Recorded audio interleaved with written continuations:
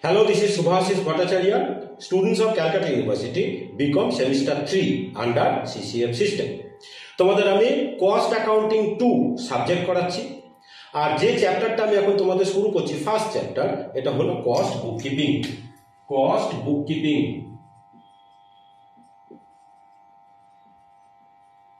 Cost bookkeeping এখানে তোমাদের যেটা সিলেবাসে আমাদের রয়েছে সেটা হলো যে সেকশন 1 এখানে রয়েছে আমাদের নন ইন্টিগ্রেটেড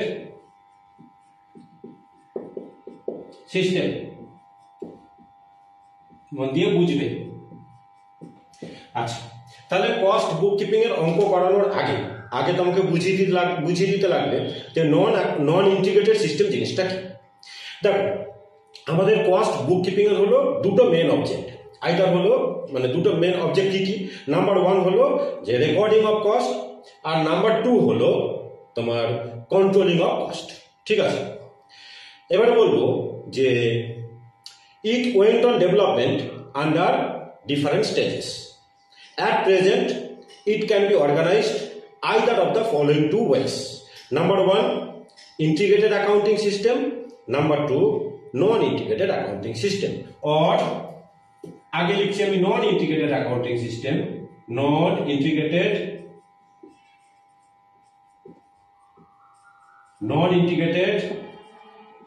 accounting system.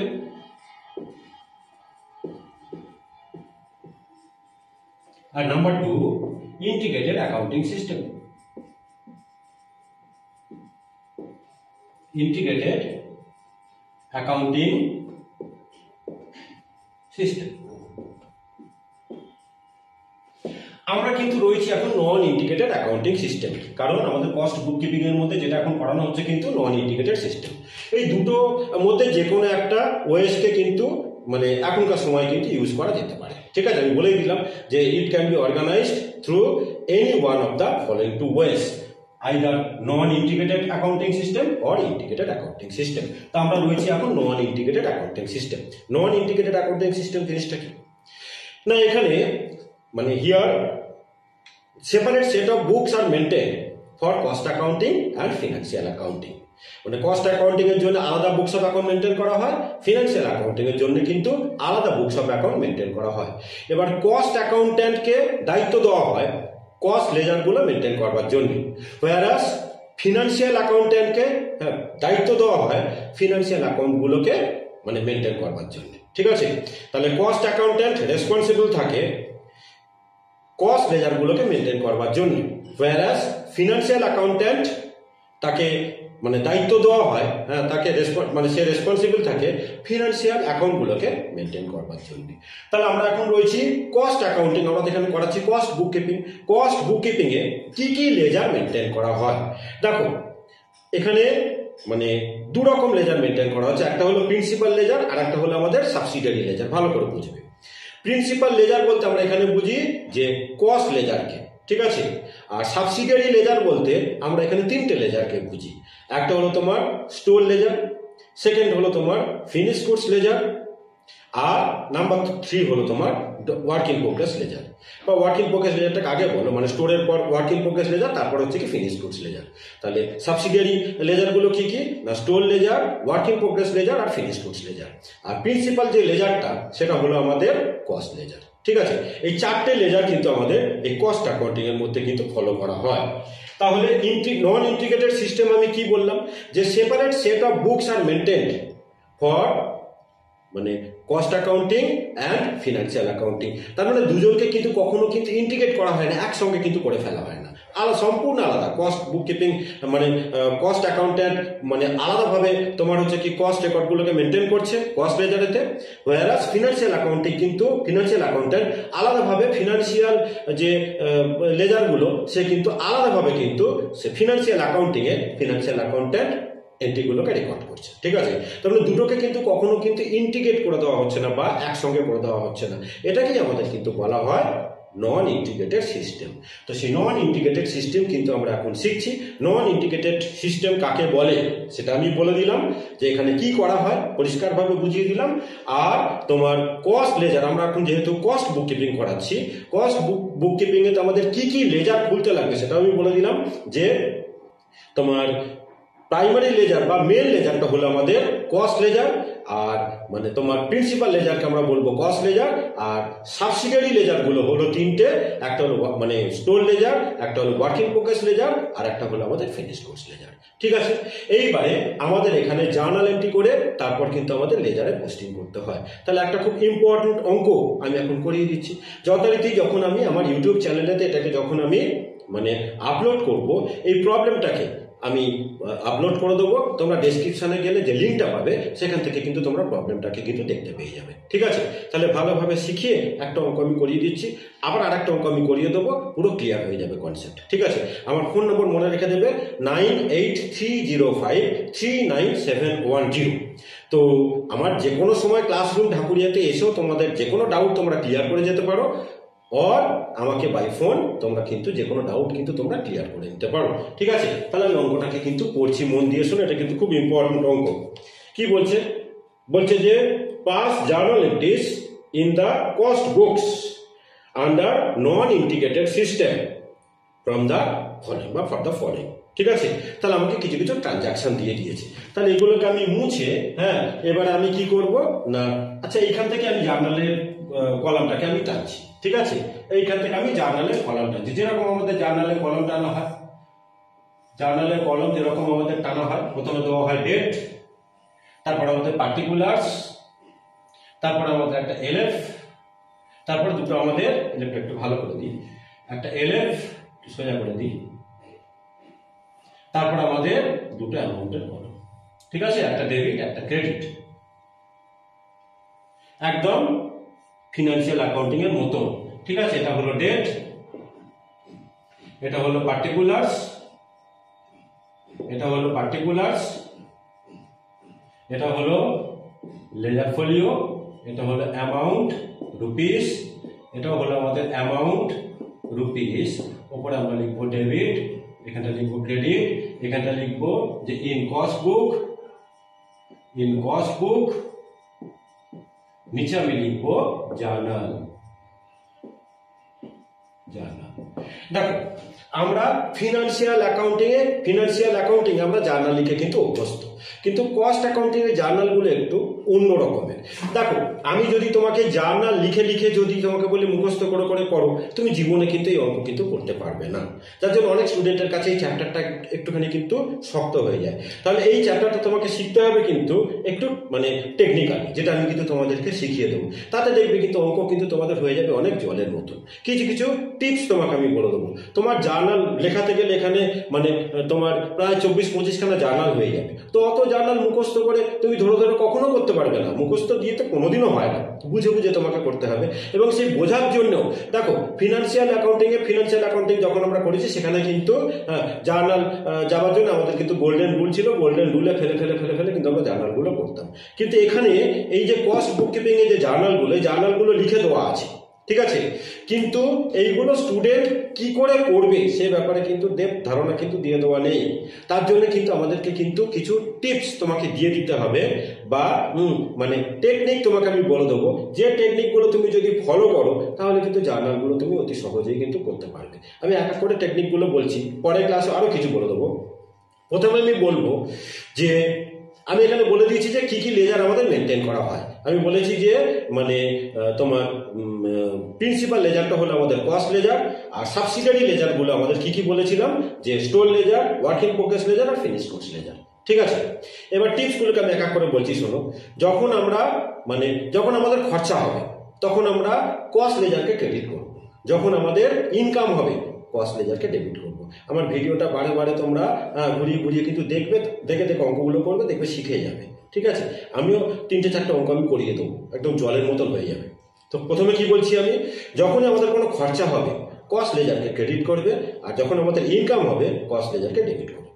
এবার আমি বলবো স্টোরে যখনই মাল ঢুকবে, স্টোরে কি কি কারণে মাল ঢুকতে পারে না, মাল পারচেস করলে স্টোরে মাল ঢুকতে পারে, আবার সাপ্লায়ার যদি আমাদের মানে মানে প্রোডাকশন সাপ্লায়ার বলবো না, স্টোর যখন আমরা পারচেস করছি সাপ্লায়ারের থেকে তখন আমার স্টোরেতে মাল ঢুকবে। আর হচ্ছে কি প্রোডাকশন ডিপার্টমেন্ট থেকে যতটা মাল হয়তো লাগেনি সেখান থেকে কিছু মাল রিটার্ন হয়ে গেল আমার স্টোরেতে। তাহলে এই দুটো কারণের জন্য কিন্তু আমাদের স্টোর কিন্তু বেড়ে যেতে পারে। সোজা কথা, স্টোরে মাল ঢুকলে স্টোর লেজারকে ডেবিট করবে, আর স্টোর থেকে যখনই মাল চলে যাবে তখন স্টোর লেজারকে ক্রেডিট করবে। স্টোর থেকে মাল কিভাবে চলে যেতে পারে? দেখো, তুমি প্রোডাকশনকে যখন ইস্যু করছো মাল, সেটা ডিরেক্ট মেটেরিয়াল হোক কি ইনডিরেক্ট মেটেরিয়াল হোক, যখন তুমি প্রোডাকশন ডিপার্টমেন্টকে মাল ইস্যু করছো তোমার স্টোর থেকে মাল বেরিয়ে যাচ্ছে। ও সাপ্লায়ারকে তুমি যখন মাল রিটার্ন করে দিচ্ছ তোমার স্টোর থেকে মাল কিন্তু চলে যাচ্ছে। আর তোমার মানে নর্মাল লস হচ্ছে, মানে মাল ড্যামেজ হয়ে যাচ্ছে, সেটা নর্মালি হতে পারে বা অ্যাবনর্মালিও হতে পারে। তাহলে এই কারণের জন্য কিন্তু আমার স্টোর থেকে মাল চলে যেতে পারে। তাহলে স্টোরে মাল ঢুকলে স্টোর লেজারকে ডেবিট করবে, স্টোর থেকে মাল বেরিয়ে গেলে স্টোর লেজারকে ক্রেডিট করবে। নেক্সট একটা কথা বলি, ডাইরেক্ট মানে তোমরা মনে রাখবে যে work in progress, work in progress ledger. আর ইনডাইরেক্ট মানে either factory overhead or office overhead or selling or distribution overhead. তাহলে ডাইরেক্ট অর প্রোডাকশন এই দুটো মানেই মনে রাখবে যে work in progress.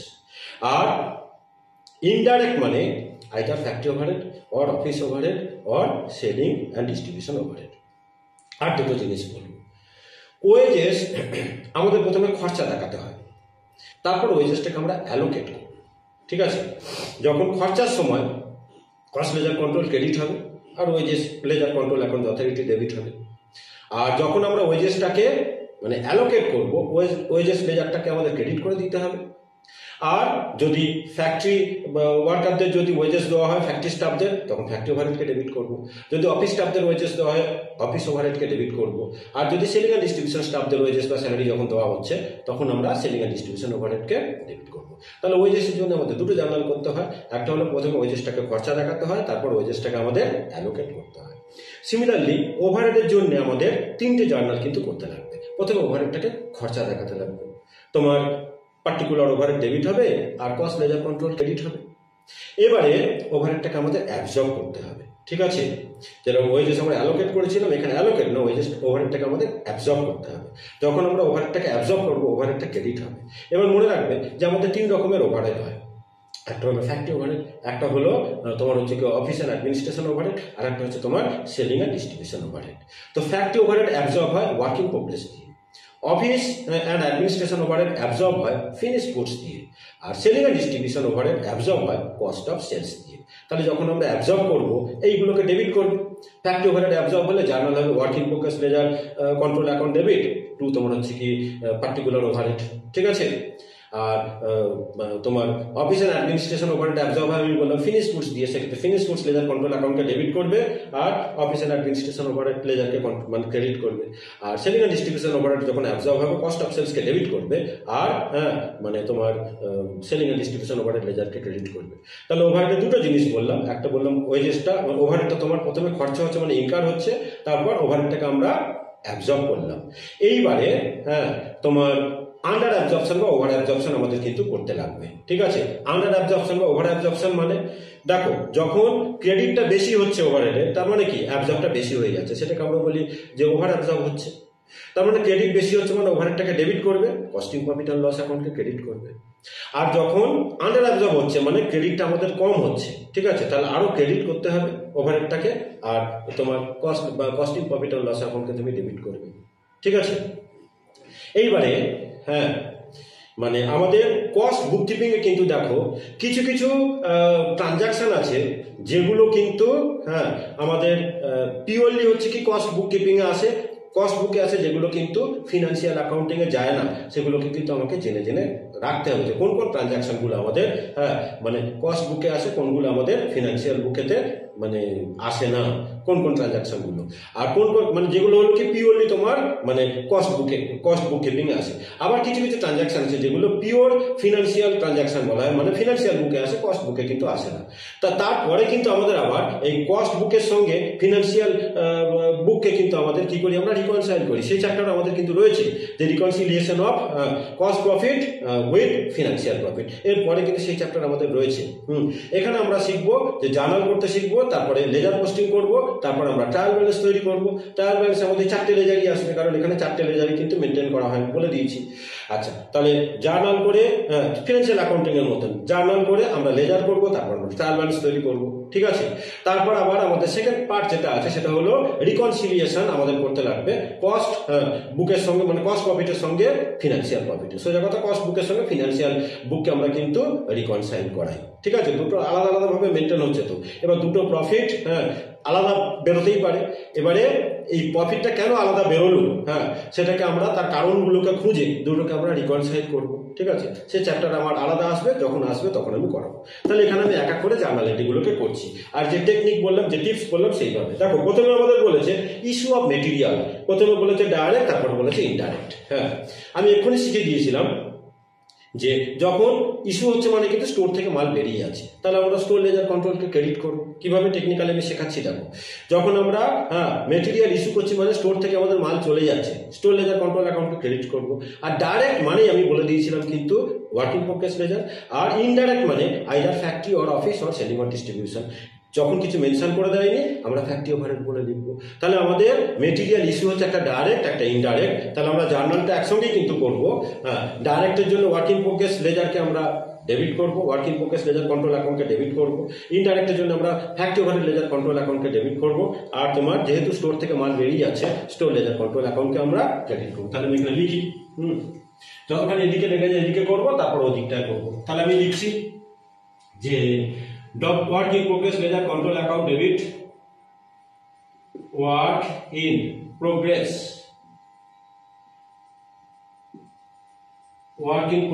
ledger control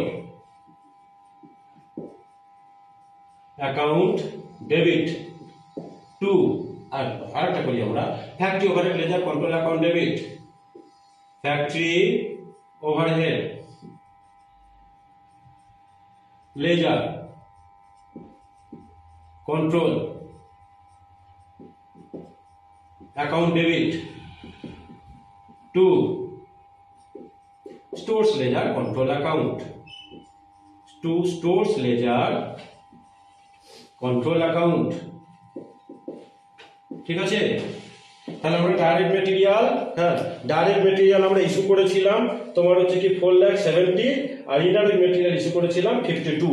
4,70,000 আর 52, 4,70,000 আর 52,000। তাহলে ওয়ার্কিং প্রোগ্রেসে লিখলাম 4,70,000, 4,70,000, 4,70,000। আর ইনডাইরেক্ট আমরা লিখলাম 52,000, মানে ফ্যাক্টরি ওভারহেডকে। তাহলে টোটাল হলো আমাদের মানে 5,22,000। তাহলে আমরা এখানে ন্যারেশন আমাদের দিতে লাগবে। ন্যারেশন আমাদের কি হবে, যে material direct and indirect material issued from store হয়ে গেল আমাদের। নেক্সট আমি করাচ্ছি। এবার বলেছে তাহলে টোটালটা আমাদের হলো 5,22। ঠিক আছে, ন্যারেশনটা আমি এখানে লেখালাম না। ন্যারেশন কিন্তু মাস্ট জার্নালে ন্যারেশন কিন্তু দিতে হবে যে মেটেরিয়াল ইস্যুড ফ্রম স্টোর, মানে direct and indirect material issued from store, ব্যাস হয়ে গেল। নেক্সট কি বলেছে দেখো, materials worth rupees 15,000 return to the stores from job। তার মানে প্রোডাকশন হাউস থেকে আমাদের স্টোরে মাল রিটার্ন এসছে। স্টোরে যখন মাল রিটার্ন এসছে তার মানে স্টোর আমাদের বেড়ে গেল, তাহলে স্টোর লেজারকে আমরা মানে ডেবিট করব। আর তোমার প্রোডাকশন থেকে আসছে মানে প্রোডাকশন মানে আমি কি বলেছিলাম ডাইরেক্ট, বা তোমার হচ্ছে কি স্পেশাল, বা হচ্ছে কি প্রোডাকশন মানে কিন্তু আমাদের মানে তোমার ওয়ার্কিং প্রোগ্রেস লেজার। আর ওয়ার্কিং প্রোগ্রেস লেজারকে আমরা ক্রেডিট করে দেবো। তাহলে আমরা জার্নাল কি করবো, যেহেতু স্টোরে মাল রিটার্ন আসছে প্রোডাকশন থেকে, ঠিক আছে, স্টোরে মাল বেড়ে যাচ্ছে বলে, স্টোরের মাল বেড়ে যাচ্ছে বলে স্টোরে মাল ঢুকছে, আমরা স্টোর লেজার কন্ট্রোল অ্যাকাউন্টকে ডেবিট করবো, আর ওয়ার্কিং প্রোগ্রেস লেজার কন্ট্রোল অ্যাকাউন্টকে আমরা ক্রেডিট করবো। ঠিক আছে, তাহলে আমরা লিখছি, এটা 1 নম্বর দিলাম, এটা 2 নম্বর, যে স্টোরস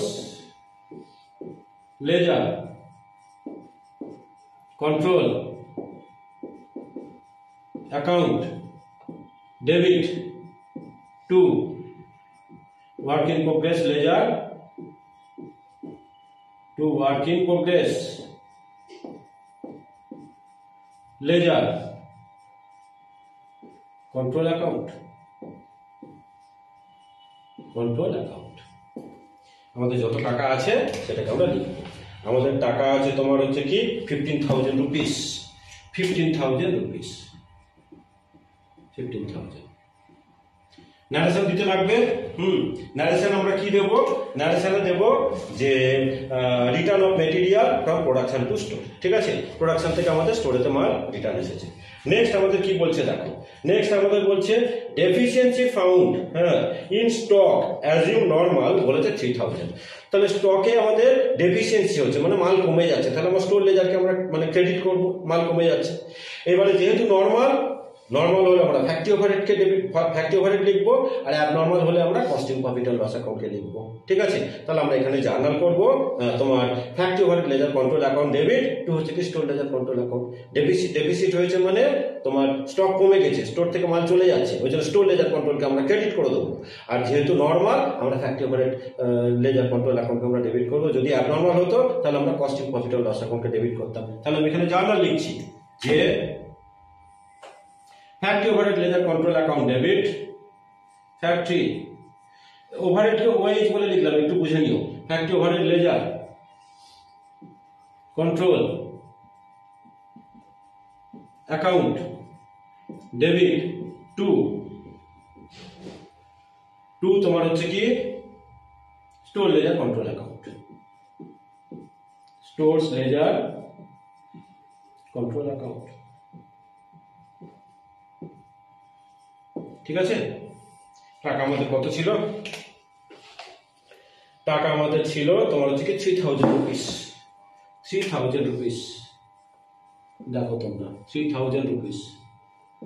ঠিক আছে, নেক্সট দেখো আমি পড়ছি কি আছে। নেক্সট আমাদের বলে দিয়েছে যে stock was damaged by fire, বলে দিয়েছে তোমার 7,000। তো ড্যামেজ বাই ফায়ার মানে তোমার হচ্ছে কি সেই স্টক কমে যাচ্ছে, মানে স্টোর লেজার কন্ট্রোলকে আমরা ক্রেডিট করে দেবো। আর ফায়ার মানে আমাদের অ্যাবনর্মাল রিজিন, তাহলে কস্টিং প্রফিট অ্যান্ড লস অ্যাকাউন্টকে আমরা ডেবিট করবো। ঠিক আছে, তাহলে জার্নাল করবো আমরা costing profit and loss account debit to হচ্ছে কি তোমার স্টোর লেজার কন্ট্রোল অ্যাকাউন্ট। তাহলে আমরা লিখছি যে costing profit and loss account debit, costing profit and loss account debit to stores ledger control account, to stores ledger control account. ঠিক আছে, কত টাকা আমাদের আছে দেখে নাও একটুখানি। আমাদের টাকা দিয়ে দেওয়া আছে তোমার হচ্ছে কি 7,000 রুপিস, 7,000 রুপিস। এরপরে ট্রানজাকশনটা কিন্তু ভালো ট্রানজাকশন, দেখো কি বলেছে, হয়ে গেল। নেক্সট বলেছে দেখো কি বলেছে যে গ্রস টোটাল ওয়েজেস পেড 1,20,000, আর employer's contribution to provident fund তোমাকে বলে দিয়েছে 15,000, আর তোমাকে বলে দিয়েছে এমপ্লয়িজ স্টেট ইন্স্যুরেন্স তোমাকে বলে দিয়েছে 20,000। বলছে গ্রস টোটাল ওয়েজেস পেড বলে দিয়েছে 1,20,000, employers contribution to provident fund and employee state insurance বলে দুটো মিলিয়ে বলে দিয়েছে আমাদের 20,000 টাকা। তাহলে এমপ্লয়ার যেগুলো এমপ্লয়ির নামে জমা করে সেগুলো তো ওয়েজেসেরই একটা পার্ট। তার মানে টোটাল ওয়েজেস কিন্তু আমাদের পেড হলো কিন্তু 1,40,000। আমি কি বলেছিলাম, ওয়েজেসের জন্য আমাদের দুটো জার্নাল করতে হয়। প্রথমে ওয়েজেসটাকে খরচা দেখাতে হয়, তারপর ওয়েজেসটাকে অ্যালোকেট করতে হয়। তাহলে ওয়েজেস যখন আমরা মানে খরচা দেখাবো, কস্ট লেজার কন্ট্রোলকে ক্রেডিট করবো, আর ওয়েজেস লেজার কন্ট্রোল অ্যাকাউন্টকে ডেবিট করে দেবো। দুটো মিলিয়ে আমাদের হচ্ছে যেটা পে করেছে 1,20,000, আর যেটা এমপ্লয়ার পে করছে এমপ্লয়ির নামে, হাতে হয়তো পাচ্ছে না, কিন্তু অ্যাকচুয়াল তো মানে এমপ্লয়ারকে তো টোটাল ওয়েজেসটা তো পে করতে লাগছে এমপ্লয়ির হয়ে। তাহলে যখন আমরা টোটাল ওয়েজেস পেমেন্ট দেখাবো দুটোকে নিয়ে, মানে এমপ্লয়ির নামে যেগুলো জমা করছে সেটা প্লাস যেটা ক্যাশ পেমেন্ট করছে, মানে টোটাল হলো 1,20,000 প্লাস 20,000। তাহলে আমরা জার্নাল করবো wages ledger control account debit to cost ledger control account. এইগুলো আমি এইখানটায় করছি। ঠিক আছে, এই জায়গাটা বাকি জার্নালগুলোকে আমি লেখাচ্ছি, দেখতে সুবিধা হবে। এইখানটা আমি বাকি জার্নালগুলোকে দেখাচ্ছি। তাহলে করি এখানে, এটা ডেট কলম আর লিখলাম না ওখানে। তাহলে আমি জার্নাল লিখবো যে wages ledger control account debit to খরচা যেহেতু হচ্ছে cost ledger control account, to cost ledger control account to cost ledger control account, দুটো মিলিয়ে যেটা পে করেছে ক্যাশে প্লাস যেটা এমপ্লয়ার ওদের নামে জমা করেছে 20,000 টাকা, তোমার 1,40,000 রুপিস, 1,40,000 রুপিস। ঠিক আছে, এবার আমি কি বলেছিলাম, ওয়েজেসের জন্য আমাদের দুটো জার্নাল করতে হয়, প্রথমে ওয়েজেসকে খরচা দেখাতে হয়, তারপর ওয়েজেসকে আমাদের অ্যালোকেট করতে হয়। এবার সেই অ্যালোকেটের ব্যাপার ওরা বলে দিয়েছে, কতটা ডাইরেক্ট কতটা ইনডাইরেক্ট ওরা মেনশন করে দিয়েছে। ঠিক আছে, এবার বলে দিয়েছে যে wages analysis book shows that 1,05,000 towards direct labour বলে দিয়েছে, আর 15,000 টুয়ার্ডস ইনডাইরেক্ট ফ্যাক্টরি লেবার, আর ইনডাইরেক্ট ফ্যাক্টরি লেবার 12,000 বলে দিয়েছে যে অফিস স্টাফ স্যালারিজ, আর রিমেনিংটা আমাদের বলে দিচ্ছে যে সেলিং স্টাফ। ঠিক আছে, রিমেনিংটা কিন্তু আমাদের বলে দিল সেলিং স্টাফ। তাহলে আমরা কি কি করব, যখন ওয়েজেসটা আমরা অ্যালোকেট করব, আমাদের ডাইরেক্ট ওয়েজেস কতখানি হলো, ডাইরেক্ট ওয়েজেস আমাদের হলো 1,05,000, আর বাকি আমাদের 35,000 হলো ইনডিরেক্ট। তার মধ্যে ইনডিরেক্ট মানে আমি বলে দিয়েছি তিন রকমের ইনডিরেক্ট হয়, একটা হলো ফ্যাক্টরি, একটা হলো অফিস, একটা হলো সেলিং ডিস্ট্রিবিউশন। তো ইনডিরেক্টের মধ্যে টোটাল যে মানে 35,000, তার মধ্যে তোমার 15,000 ফ্যাক্টরিতে, তোমার 12,000 হচ্ছে কি তোমার অফিসে, তার মানে 15 আর 12 তোমার হলো 27,000, আর বাকি 8,000 তার মানে আমাদের সেলিং অ্যান্ড ডিস্ট্রিবিউশন স্টাফদের দিচ্ছে। ঠিক আছে, তাহলে ওয়েজেসটাকে যখন অ্যালোকেট করবো, ওয়েজেসকে আমি ক্রেডিট করব, ডাইরেক্ট মানে WIP, ইনডাইরেক্ট মানে ফ্যাক্টরি অফিস, আর তোমার হচ্ছে সেলিং অ্যান্ড ডিস্ট্রিবিউশন করে দিচ্ছি আমি এখানে। তাহলে ওয়েজেসটাকে আমি অ্যালোকেট করছি, তাহলে অ্যালোকেট যখন করছি ওয়েজেস লেজার কন্ট্রোল ক্রেডিট হবে। তাহলে আমি এখানে লিখি, এখানে WIP ledger, work in progress ledger, work in progress ledger control, work in progress ledger control account debit. তারপরে লিখবো ফ্যাক্টরি ওভারহেড, ওভারহেডকে OH বলে লিখলাম, factory overhead ledger, factory overhead ledger control account debit, office and administration, অ্যাডমিনিস্ট্রেশনকে শর্টে লিখলাম, office and administration overhead ledger, ledger control, control account debit. আবার selling,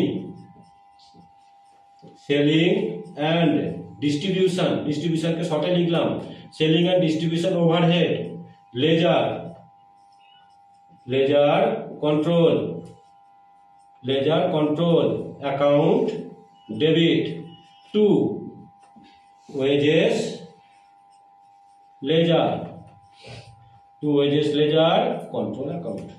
ঠিক আছে, to wages ledger control account. এবার আমাদের ওয়েজেস লেজার আমরা পুরো 1,40,000কে ক্রেডিট করবো, ওয়েজেস লেজারকে আমরা পুরো 1,40,000 দিয়ে ক্রেডিট করবো।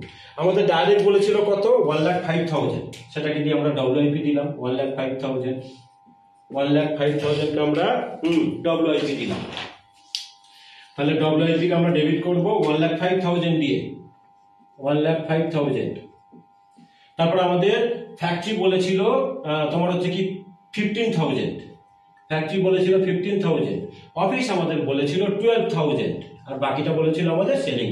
তাহলে বাকিটা আমাদের হয় নিশ্চয়ই 8,000। ঠিক আছে, এগুলো কিন্তু ডেবিট হচ্ছে, কিন্তু এগুলো কিন্তু ডেবিট হচ্ছে, আর 8,000, তাহলে টোটাল আমাদের কিন্তু 1,40,000ই হলো। তাহলে এটাকে আমরা লিখবো allocation of wages between direct and indirect. এই অবধি আমি অঙ্কটাকে করালাম, এই অবধি আমাদের এখানে ছিল।